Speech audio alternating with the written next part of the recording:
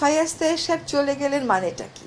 এটা বলার আগে বলতে হবে ফায়াজ তায়েব সাহেব দেশে এসেছিলেন, ও তো দেশে থাকতো না, ও তো কাজ করতো নেদারল্যান্ডসে, ওইখানেই ওর পরিবার, ওইখানেই ওর সংসার। ও 1.5 বছর ওর পরিবার থেকে আলাদা থেকে রাষ্ট্রের এই দায়িত্বটা পালন করেছে। এখন রাষ্ট্রের দায়িত্ব শেষ হয়েছে, সে তার পরিবারের কাছে ফেরত গেছে। এখন এইটাকে যদি আপনি ভিন্নভাবে উপস্থাপন করতে চান করতে পারেন, ও তো বলেছে যে ও আবার দেশে ফেরতও আসবে।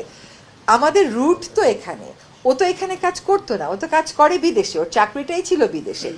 আমাদের বিডার আশিকের চাকরিটাই ছিল বিদেশে। ফায়াজ তায়েবের পরিবার এই 1.5 বছর বিদেশেই আছে, কারণ ওরা তো ওইখানেই সেটেলড। ও ওই কাজটা ছেড়ে দিয়ে এখানে এসে রাষ্ট্রের দায়িত্বটা পালন করে গেছে।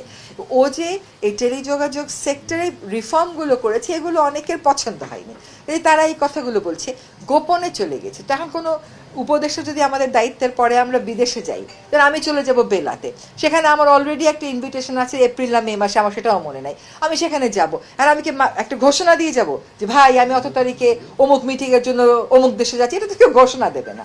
এগুলো হচ্ছে কি, দেশে একটা একটা গ্রুপ আছে যেটা সব কিছুতেই একটা নাটকীয়তা, একটা ওটাকে কি বলে, একটা উত্তেজনা তৈরির চেষ্টায় থাকে, এটা তারই প্রয়াস, এটার সাথে বাস্তবতার কোনো সম্পর্কই নেই।